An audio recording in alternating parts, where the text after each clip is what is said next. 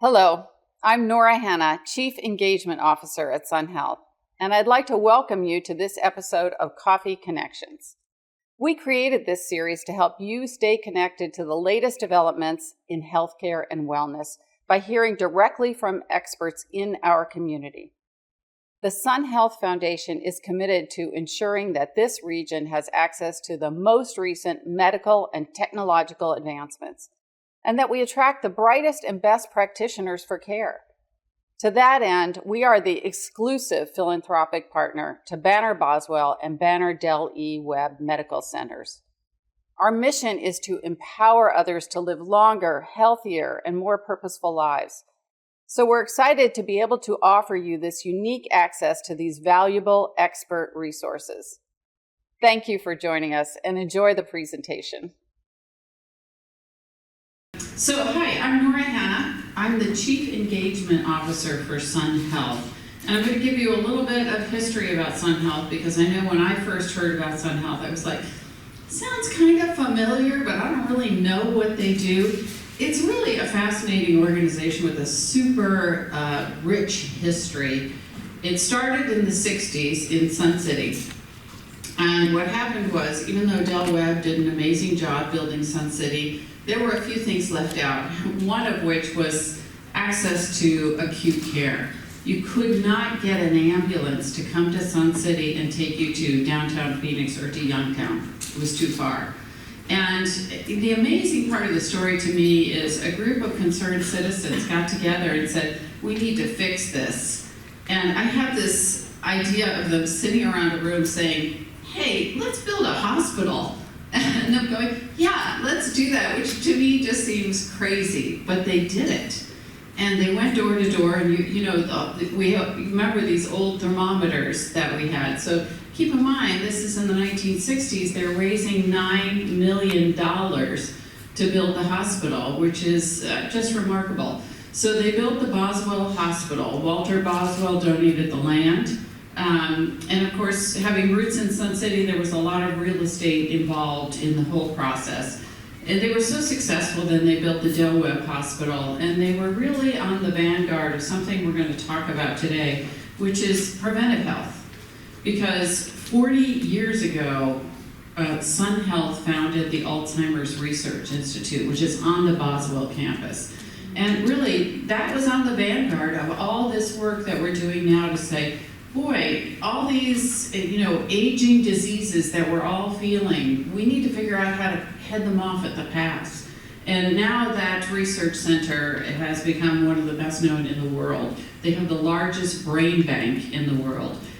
So they do remarkable research right here in almost our backyard, our neighbor's backyard, we'll call it, over at the Boswell Hospital in Peoria. A few other things about Sun Health. I represent, in addition to Sun Health, the Sun Health Foundation. We are the fundraising arm for the two Banner hospitals that are there, Boswell and Del Webb, as well as the Sun Health Research Institute, which is also part of Banner now. But we also raise money for a variety of other things, including community services and making sure the community at large has access to these healthcare resources that are available. And we also do scholarships, largely around healthcare.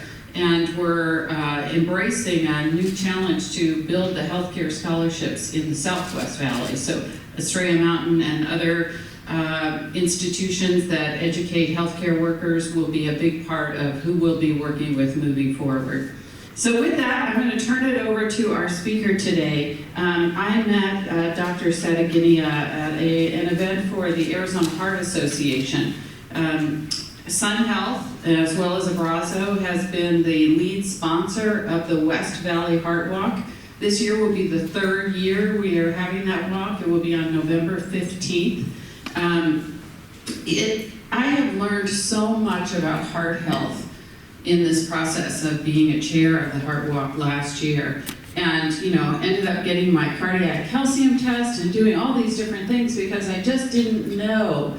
I didn't understand all the different elements of preventive health around your heart. And sure enough, a colleague of my husband's who is a marathoner, just uber great great shape, just had a cardiac incident, and sure enough, went and got his cardiac calcium test, and I don't know, it was like 400 something. Is that possible?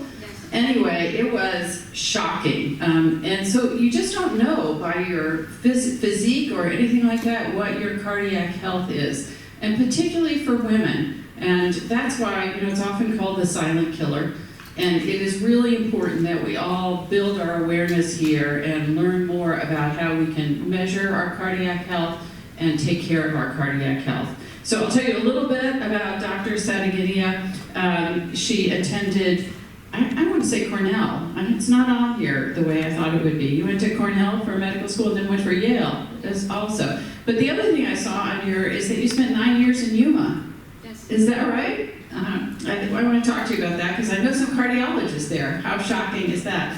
And I imagine you probably saw some of the valley fever issues in Yuma, of all places. Anyway, she is with Biltmore Physicians, Biltmore Cardiac, Biltmore Cardiology, and also aligned with the Abrazo system. So we're very happy to have her here today to share more information with us. Thank you.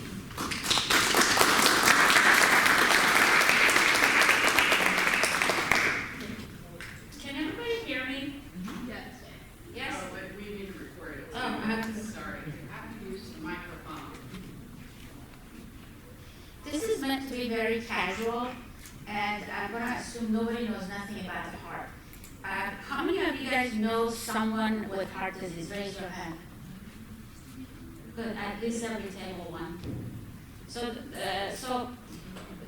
you have to forgive me, I thought this is women and heart disease, but I'll try to include men as well.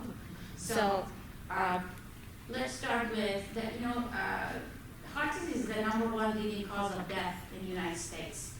And so 1 out of every American dies of heart disease every day, if not more. And so some of the questions you may ask yourself are, for example, at what age do I need to start worrying about heart disease? How can I prevent it? And what are the treatments available? These are the things I'm going to cover today. And also, last but not least, what are the symptoms? How do I know I have heart disease, and what do I need to worry about? Now, remember, heart does not look like. Can everybody hear me? What they present us on balance. Yes. No, but we need to record it. Oh, I'm sorry. This is meant to be very casual, and I'm going to assume nobody knows nothing about the heart. How many of you guys know someone with heart disease? Raise your hand. What do I mean by that? At least every table one. Structure. You have to forgive me, I thought this is women and heart disease, but I'll try to include Right, so it's men very as simple. well. Think simple. So, So there's a let's start structure, with, there's the, a you know, building, there's heart disease is the #1 leading cause So of far, so death good? in the United States. That's how I And want so, to look at heart. 1 out of every American dies of heart disease every I day, want you to if look not at. more. So basically. And so, some of the questions you may ask yourself are, for example, at what age do I need to start worrying about heart disease? I don't care if you don't. How can I prevent it? But I want you to just. And what are the treatments available? These are the things I'm going to cover today. And also, last but not least, what are the symptoms? How do I know I have heart disease, and what do I need to worry about, right? So now, as a structure, and I want to break it down because when people come and say, I have a family history of heart disease, to us cardiologists, I don't know what that means. What do you mean they have heart disease? So that's why I'm breaking it down for you. Now, this is the structure of the heart. Here is kind of looking at it more anatomically. As you can see, these are your atriums. This is aorta. That's how the blood exits. The heart goes to the rest of the body. And these are the valves or the leaflets connecting one chamber to another chambers. If I was to cut this down cross-sectional, this is what you're looking at. All right? So here's the left side, we call it mitral valve. If it's right side, tricuspid valve, aortic valve. I'm just bringing it up, not that I want you to remember any of this, but at least you hear the words aortic valve, mitral valve, tricuspid valve. These are, think of it as if somebody has a leaky valve or a tight valve, That's a structural problem. All right? Okay. And of course, there is the muscles itself. Remember, it's a pure muscle. It's a sac of muscle. It's a pump. All it does, it makes the blood go round and around in circulation. Here's kind of more anatomically what it really looks like, just to see how the leaflets work, how they're in shape together. So let's start with electricity of the heart. Just like the building has electrical conduction, here are the electrical wiring of the heart. And the way we look at the electrical activity is through what we do EKG, which I'm sure some of you, if not all of you, have had an EKG at one point. So when your doctor does an EKG, they're looking at an electrical. They're not looking at the structure. They're not looking at the plumbing. They're looking at the electrical activity of the heart. Here's what it looks like, an electrical conduction. Here's another. Now, what are some of the problems with electrical? So if the electrical activity, there's a problem with it, and the problem is from upper chambers. Remember, the upper chamber is called atrium. An example of it would be atrial fibrillation, atrial flutter, SVT, premature beat. Some of you may or may not have heard of those terms or not, but these are some of the electrical problem of the heart. And depending on where the electrical disease comes from, we call it that. For example, if the electrical problem comes from the atrium, hence we call it atrial fibrillation, atrial flutter, atrial whatever it comes. So I kind of want you to understand this is an electrical issue of the heart. This is showing you what is an AFib, and I bring this because it's one of the most common electrical problem of the heart. And so this is a normal beat, boom, boom, boom, boom. Atrial fibrillation is all over the place. So it goes boom, boom, boom, boom, boom, boom, boom, boom, boom. So the heart loses its electrical conduction across the heart. So this is some of the examples of electrical activity, and AFib is the most common electrical abnormality of the heart, and we can get to it later more. Atrial fibrillation can make your heart go very, very slow and people pass out. Normal heart rate, we want it to be 50 to 80s. Or it can go really, really fast, 250 beats per minute. Either way, when the people can't tolerate it, they can pass out and they can have different variety of symptoms like dizziness, lightheadedness, short of breath, feeling tired without doing anything. Now, all that was just electrical problem. All right, let's move on. Here again, I'm showing you the basic of where we start at the beginning, the atrium, 2 chambers up, 2 chambers down, and the structure. Now, we talked about the electricity, we talked about structure, let's get to the plumbing. So, heart is a muscle, and just like any other muscle, it needs blood supply. So these vessels are the plumbing, the pipes that provide blood supply to the muscles of the heart. Whenever you have plaque buildup, it interferes with the flow of the blood. That's a plumbing problem, and hence we call it coronary artery disease. When you have more than 70% of the vessel blocked, the muscle is not getting the blood supply it needs, therefore that's what causes heart attack. So what is a heart attack? Heart attack is a plumbing problem when you have blockage at least minimum 70% or more blocked, and muscle is not getting adequate blood supply. You know, if you run too much, more than your calf muscle are using, you get cracked out, right? You're not getting enough blood flow. It's a concept of demand and supply. And so you get cramped up. That's nothing any different than the muscles of the heart. When the muscles are not getting adequate blood flow, then you get that chest pain, all right? Which I will discuss that in a second. So you notice when heart disease, how much it's divided? So when people say, my mom had heart disease, what did they have? I don't know. So I kind of want you to understand where I'm coming from when I discuss this with you. Now, plaque buildup, when I said number 1 cause of death in the United States, it's really coronary artery disease, all right? The plaque buildup doesn't happen overnight. It's decades and decades of what we call plaque buildup or atherosclerosis. When it builds up, so if somebody had their heart attack at age 70, it didn't build up a couple of years.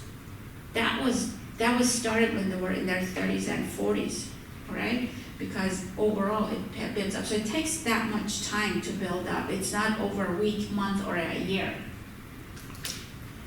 What do we do about it? Basically, we take our patients to the cath lab. We put a deflated balloon. This is, look at your back of your hand. Look at how thin your vessels are. So imagine how thin this catheter is. It has a deflated balloon.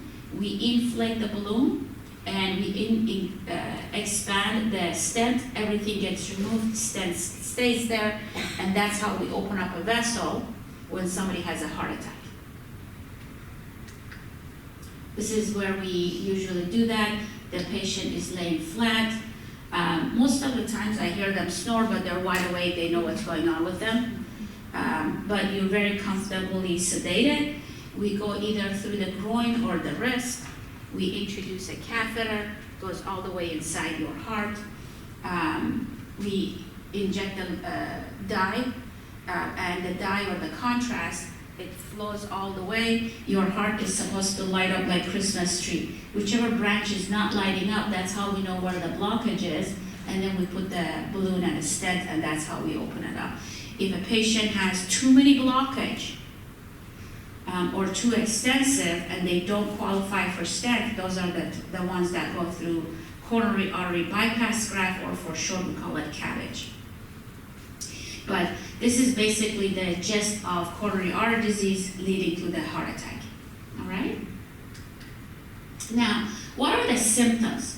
The symptoms classically are chest discomfort, where, now remember, this can be subjective. What I may call pain, another person may say, no, it's not pain, it's tightness. No, it's pressure. No, it's heaviness. It doesn't matter, but any kind of discomfort, pain, pressure, tightness, heaviness in the chest.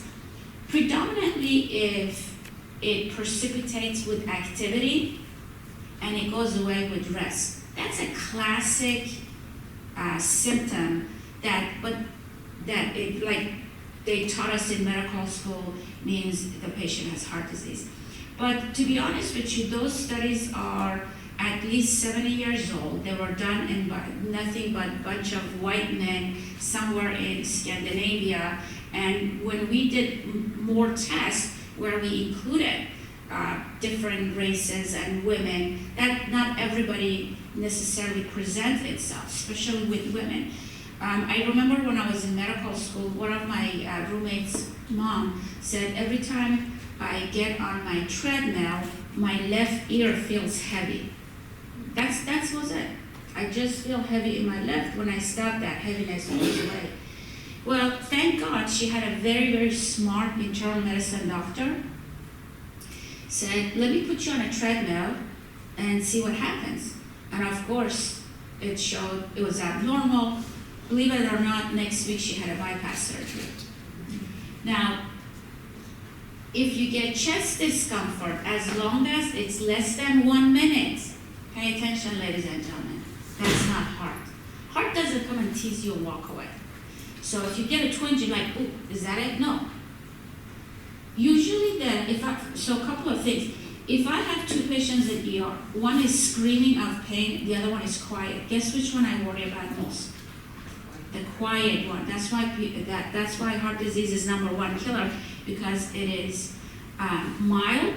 People ignore it, and sometimes it's silent. You can die in the middle of the sleep, which, by the way, I think it's the best way to go, but you didn't hear that from me. Also timing. If it's less than a minute, again, it's not your heart.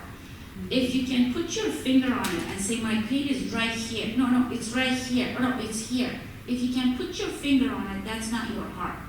Because remember, the chest cavity, if this represents chest cavity, and this is the heart, there's no point of contact. So if you can put your finger and say, I have pain right here, or right here, If you can put your finger on it and it's focal, it's not your heart. If it's less than a minute, it's not your heart. Sometimes it's just shortness of breath, no chest discomfort, all right? So you don't have to have chest pain. It could be presenting symptom is shortness of breath or fatigue or tiredness. I have patients who say, I was able to go check my mailbox, no problem. Now, I just have to slow down. I don't get chest pain. I don't have any shortness of breath. I just know I'm not myself. I'm just tired, all right? Those are the symptoms that are we looking for. This, we talked about it. Sometimes pain can go only on the jaws or left arm, maybe, maybe not. It's not for you to decide, is this my heart? All right? It's for you to make sure you acknowledge. If you have any problem, go to your doctor or a cardiologist. Let us help you. All right? So this is by no means to make you a doctor to know everything about heart disease, but I'm just telling you the warning signs. Sometimes there are associated symptoms like dizziness, lightheadedness, God forbid you pass out. All those are the symptoms that is a telltale sign that you should take your signs seriously. And how do we diagnose coronary heart disease? In the hospital setting, we do blood tests. We can do EKGs, we do echo. Echocardiogram is to look at the structure and function of the heart. Exercise treadmill test is it's a screening test. I want you to think of the exercise stress test like a mammogram. What do I mean? Mammogram is to screen for breast cancer. But does that mean every time mammogram picks something, that means it's cancer? No, it's not until they do biopsy. The same thing with the exercise treadmill test. It's a screening test. Just because you don't pass the exercise, does that mean you have heart disease? No, but that's when we proceed. We're doing further testing, which is angiogram, or we do heart scan, which is what they were talking about as far as coronary calcium score. All right. Now, who gets heart disease or coronary artery disease? These are some of the risks that can cause heart disease, or when I say heart disease moving forward, I'm talking about coronary artery disease. We're talking about plumbing. So I just kind of want to, moving forward, when I say heart disease, I know I initially said they're differential, but right now, going forward, heart disease, I'm talking about plumbing. So these are the risks: poor diet, having high blood pressure, being overweight, lack of exercise, smoking, too much alcohol, diabetes, and cholesterol. These are what causes coronary artery disease, and we're going to go over one by one. For women in particular, what we found out that other things, this is just for women or females, things that increases your risk of coronary artery disease are premature menopause, gestational diabetes, hypertension in pregnancy, preterm delivery, polycystic ovarian syndrome, any systematic inflammatory or autoimmune disorder like lupus, Jurgen syndrome, thyroid disease. These are also increases your risk. So with my female patients, I always, a number of pregnancies, was there any complication with your pregnancies? All those have been established that increases your risk of coronary artery disease, believe it or not. So, age. Of course, you don't, if I tell you a 90-year-old had a heart disease, any of you are surprised? No. What about if I tell you a 20-year-old had a heart attack? So age is a risk, all right? The older we get, the higher risk we have for having coronary artery disease. So age is a risk. Diabetes. If I check your blood sugar right now, that's what your blood sugar shows. It should be less than 100, your fasting blood sugar. Fasting, all right? Hemoglobin A1C, it's a blood test where it tells us how well the sugar was controlled over the last 3 months. Because a diabetic patient can come, not eating anything, doing great. I check their blood pressure and you think, hey, I have diabetes under control. But when we do A1C, if it's 10, 12, that means the diabetes is not well controlled. So diabetes is worse than cancer. All right, so this is a massive beast that any of you, if you have diabetes, you want to make sure this is under control. You can be on the best drugs in the world for your heart. If your diabetes is not controlled, the bets are off. So make no mistake about it, diabetes is extremely important. High cholesterol, a lot of patients come and say, well, my good cholesterol is high, so I was told it's okay, my bad cholesterol, because they cancel each other out. Well, this is not a tic-tac-toe game. One good one doesn't mean if your bad one is high, it's gonna be okay. No. So the total cholesterol, we want it to be less than 200. Triglyceride, this comes from carbohydrate and starches. I call them white food. White sugar, white rice, white potato, white flour, white tortilla. Triglyceride has to be less than 150. HDL is the good cholesterol. I want you to learn H for high. The higher, the better. This is the one that protects you. Estrogen keeps our HDL high. The only thing that, there's no drugs that can increase your HDL except weight loss and exercise. LDL is your bad cholesterol. The lower the better. You want this to be lower. Depending on age, this varies. So I don't want you to think 130 is if you have no risks, all right? But if you're diabetic, the goal is LDL no matter what age you have. And as you see, the building block of every plaque is a cholesterol plaque. Hypertension. What do these numbers mean anyway? Remember, heart is a pump and it does two things. It has to contract and it has to relax. The only time we have no pressure is when we're dead. At all times, we have blood pressure. When the heart is squeezing, we call it systolic. That's the pressure upstairs. When the heart is relaxing, that's called diastolic or lower number. We want the blood pressures to be less than 130s on the upper and less than 80s, less than 90, the lower part. There's no such a thing, well, patient comes with blood pressure 150 over 80 or whatever, and they tell me, well, I was told this is normal for me. No. It doesn't matter what age you're on, I don't care what your size, height, sex is. Normal blood pressure has to be less than 140 over 90. And we talked about what those numbers represent. This is when the heart is contracting, systolic pressure. This is when the heart relaxing, diastolic pressure. Now some people can have systolic hypertension, some people can have diastolic hypertension, and some people have both systolic and diastolic hypertension. Which one is the worst? It doesn't matter. You have to control it. As long as you control it, it doesn't matter which one you have. Systolic hypertension, diastolic hypertension, or both. So you have to have those controlled. Usually when a patient comes to us and they want to know whether hypertension has caused any damage to the heart, I do an echocardiogram or ultrasound of the heart. What am I looking for? I look at the thickness of the heart on echo. If the heart has become thick, that means the blood pressure is not being well controlled. What am I talking about? If I go to the gym and I work out my bicep, what happens if I keep lifting heavier and heavier weight? Your muscle gets bigger, but that's a normal physiological response. If your blood pressure here is 120 over 80, the heart says, no problem, I do this for a living.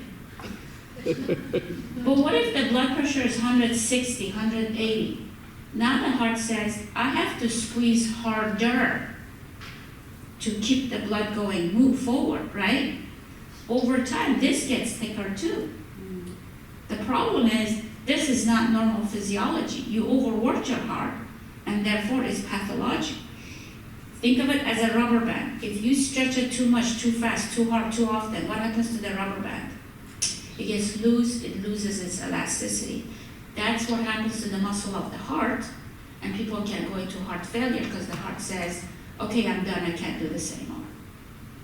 So that's why hypertension is called silent killer. You don't have symptoms. It's not like catching a cold where you have runny nose, watery eyes, you know something is wrong. You can run a high blood pressure and you don't know unless you check, which is why even for our young audience, you don't have to worry about your high blood pressure. But if you know your parents have high blood pressure, you want to keep an eye on it. And that's also another reason I want to bring it up is if you have heart disease or something runs in the family, talk to your kids or grandkids. It's not about worrying them, it's about educating them that, oh, I know what runs in their family, because you have no idea how many times I see patients when I ask them, is there a family history? Like, I don't know, my parents don't talk to me about their health. You know, they don't want to worry me. It's not about worrying. Knowledge is power. You've got to educate your family.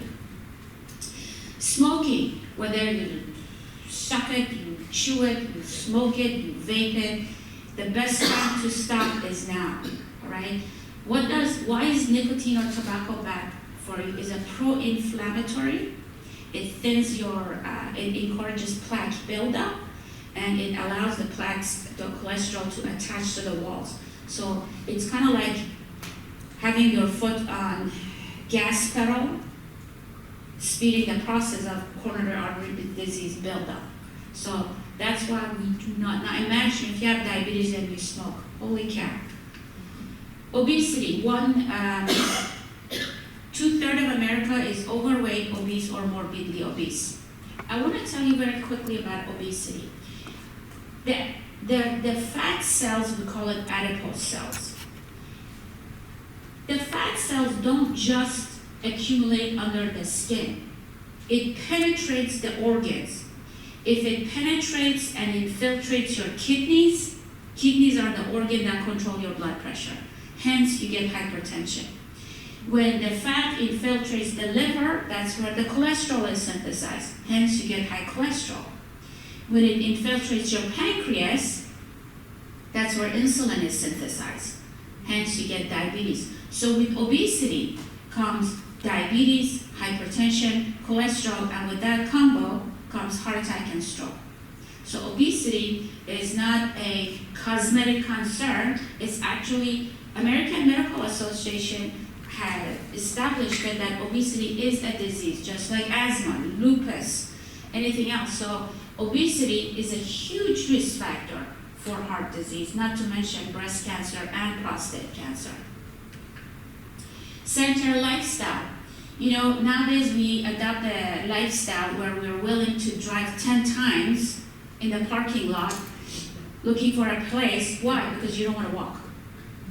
You know, so many times I see in different places, whether it's mall or airport, people wait in line to get an escalator, but hardly anybody wants to take the steps. Everything is drive-through. So American Heart Association decided to come up with a prescription because people have to be constantly instructed, which I think is really sad. We have to tell people about walk. You know, I remember one time I asked one of my patients, how often do you go for a walk? And he says, what's so nice about walking? 150 minutes of exercise per week is minimum. Now, what I expect of my 9-year-old is different than what I expect my 19-year-old. If my 9-year-old says I go for a walk, bravo. But if my 19-year-old says I go for a walk, I smack them in the head. They should be doing more than 150 minutes. Now that 150 minutes has to be moderate intensity, meaning if you walk and you can have a full conversation, that's not moderate. Now this is age dependent. You know, if I have my 9-year-old with walker, with cane, I just want him to move. You know, movement is very good. So it has to be 150 minutes. You can divide it 30 minutes 5 times a week or 50 minutes 3 times a week, whatever suits your schedule.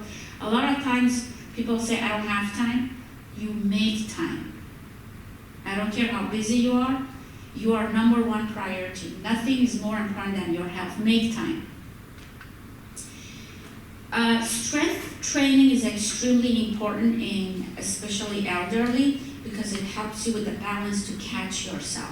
So don't underestimate strength training, weightlifting, just minimum to keep your bones and your muscles strong. That also counts toward the exercise. Family history. Now, family history. People come to me and say, I have a family history of heart disease. My mom had a heart attack at age 80.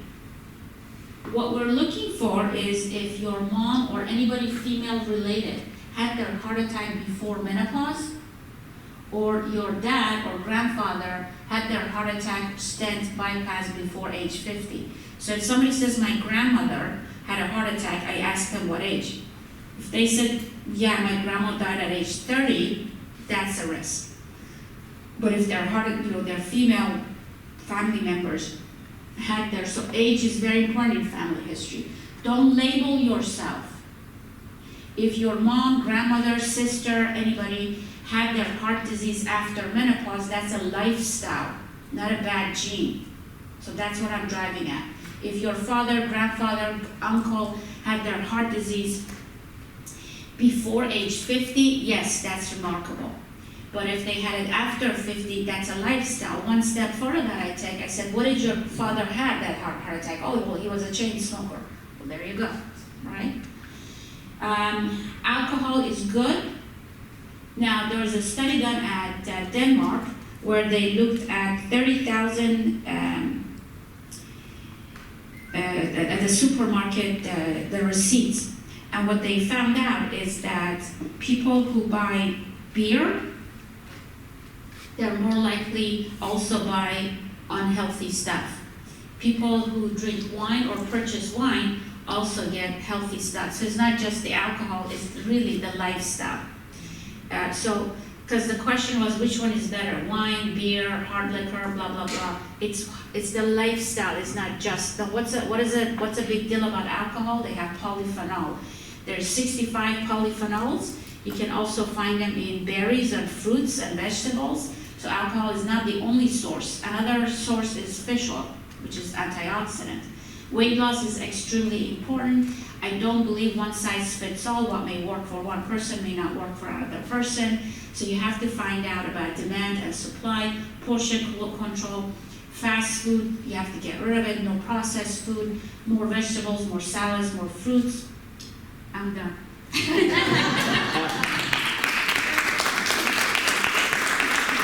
actually have a clinic at 9, but I called, I told my manager, to 10? Oh, thank God. All right, any questions? You don't get to ask questions. No, because I see you tomorrow. No, I'm just kidding. Tell me. So is family history of cardiac disease more likely to affect plumbing or structure or electrical? Family history of what? Of having heart disease, having a heart attack. So you're going to talk about plumbing then? I'm asking, does family history affect the plumbing, the electrical, or the structure more? So as I mentioned, it depends what was running in the family history. Was it an electrical issue? Was it a plumbing issue? Was it a structural issue? So there's a direct correlation, but what's plumbing in the family history affects your plumbing? Okay, thanks. For example, atrial fibrillation doesn't run in the family. Okay, so just because somebody had atrial fibrillation in the family doesn't mean you get it. The point is, you clarify it with with the cardiologist, and they will give you a better idea. Yes. My mitral valves don't close. What can I do? Or I mean, obviously, I was born with it and didn't know it until a few years ago. And so you're talking about structure, right? So when it comes to structure or valves, there are two functions. They're either leaking or they're too tight. They're leaking. If you have leaky valve, then we categorize it mild, moderate, and severe. If you have mild leaky valve, the kind of surveillance we want is follow-up every 5 years, because it takes them years and years. If you have moderate leaky valve, we want to follow you every 2-3 years. If it's severe, depending on severity, it could be every 3 months or every 6 months. I go every 6 months. So then you probably moderate, at least moderate to severe. Yeah. That's what I'm assuming. That's what okay. But there's nothing you can do to prevent it. Okay. If you have high blood pressure, because if you have hypertension, you want to make sure it's controlled. It's that sheer force of blood going through that deteriorates it. So you want to make sure you're on, if you have blood pressure, you have to have it controlled. I was at 195 over 110. And you're still talking? I know they had to bring it down. I was taking 6 blood pressure pills a day. Yeah, you need a good cardiologist to follow you up. So keep up the good work with your cardiologist. Thank you. My pleasure. When you put a stent in and it expands, how does the cholesterol how do you get rid of the cholesterol? No, you squash it against the wall. And it's absorbed then? No, it just gets squashed. However, if you don't have your cholesterol under control, it gets rebuilt inside. New ones keeps getting built up. Plus, patients are on at least 2 blood thinner to keep the stent open for the first year. And then depending on whether you have another heart attack, depending on people behaving or not, then, yeah. So it doesn't go away, it just stays solid against the wall? Yeah, so there's soft plaque and there's hard plaque. Hard plaque is when there's a lot of calcium deposits. When people have a lot of calcium deposits, there are different, remember, medicine is an art. There are different catheter they use that it goes and kind of like chisels all the calciums out. It cleans it out, and you put the stent in. But remember, if you were diabetic, hypertensive, cholesterol, smoking, obesity, sedentary lifestyle, if you don't change anything, and this is what I tell my patients, if you change nothing, nothing will change. The miracle is not your doctor. The miracle is you doing the right thing, be organized, all right? This is one of the things I want to really share with all of you. I know a lot of us could be on more than one medications. You're not expected to memorize, but be organized. Keep a list of your blood pressure, your medications. It's not your doctor's job to know what your medication taking. Do you know how many patients a doctor sees? Average 3,000 people. They're not going to memorize what you're on. It's your job, especially if you see more than one doctor. All right? You have to keep all your doctors who gave you what medication. So please, please, please, if you get nothing out of this conversation, you have to be organized. Who are your doctors? Grab a card. What medications are you on? Because they have side effect, they have interaction. You have to always say, and also, I always give my patient a list of their medications. It doesn't matter what I have on my list. What matters is that what are you doing at home? So always be organized. You don't have to memorize your medications or list of meds. What other question? Yeah. So when is the best time to check your blood pressure? Excellent. Thank you for asking. How often should you check? Very good question. Very good. Thanks for bringing that up. So the right time to check your blood pressure is late in the morning, middle of the afternoon, or right before you go to bed. All right? Do not check your blood pressure when you just woke up, just ate, just had coffee. Don't check it when you just came from a walk or you're upset. Those are the times it's going to be up, all right? Do not check your blood pressure every day. At least that's not how I tell my patients, all right? If I want you to do every day, would be to dance, sing, pray, meditate. I don't care what your blood pressure is every day. It doesn't matter which arm you check it, although predominantly most people here left because my heart is on the left side, but honestly there should be no difference in the blood pressure check whether you do it arms or legs, all right? Up to 10 points difference, it's okay, but if it's more than 20 to 30 points difference, that's a red flag. And if I'm adjusting medications, I ask my patient to check it 2-3 times a week. Once we know what regimen works and we have it under control, then I ask them to check it 2-3 times a month. And if you forget, guess what? Who cares? You should be relaxed. Thank you.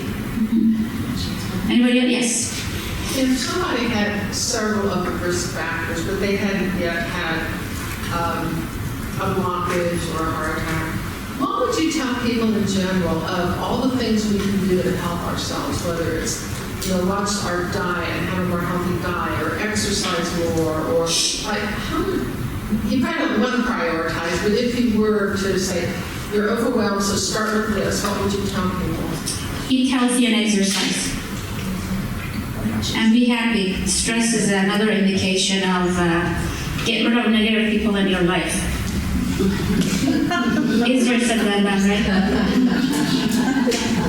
You can't choose your family, you can choose your friends. Right? You know, I just came from a trip to France. The only obese people I saw in France were Americans.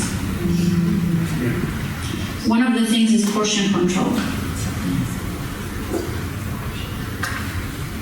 Any further question? No? I have another one. Can you explain just a little bit more about that calcium score test? Very good.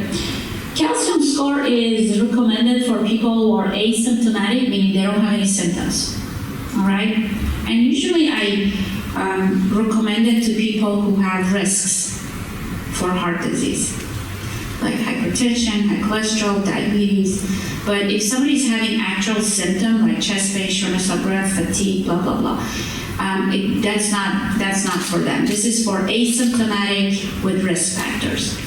And usually, somebody above age 40. And it's recommended and repeat every 5 years. It's not something you want to have every year. Now, what's the concept behind that? The coronary artery, the plumbing, what has been shown is that people start having calcium plaque along their vessels, around their pipes. So our calcium score should be 0. If your calcium score is above 100, you should be on cholesterol medicine. If your calcium score is above 400, you're definitely 100% have blocked arteries. And how we approach each score is different. We're done? Thank you so much, everybody.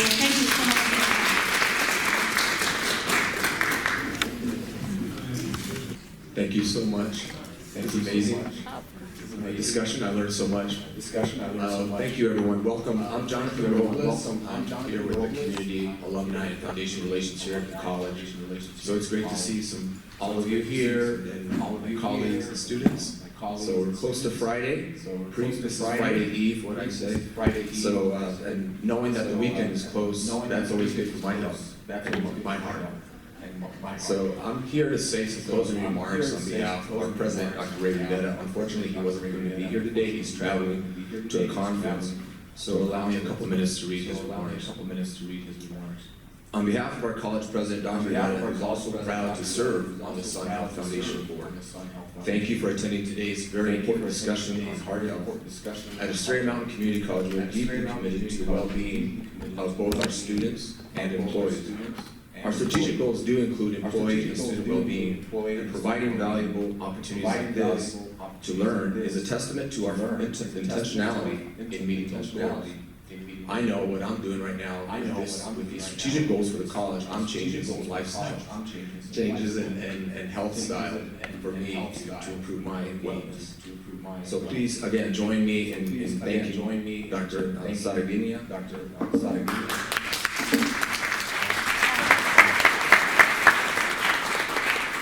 Whether you're actively managing risk factors or simply being proactive about your health, we hope you leave with a renewed sense of purpose and a clear path toward long-term cardiovascular wellness.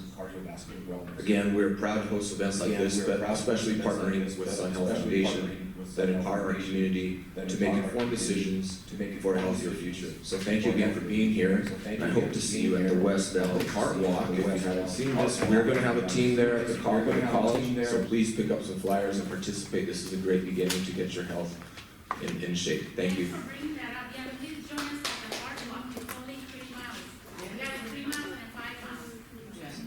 It's a 1 month. We'll be there. Thank you. Have a great rest of the day.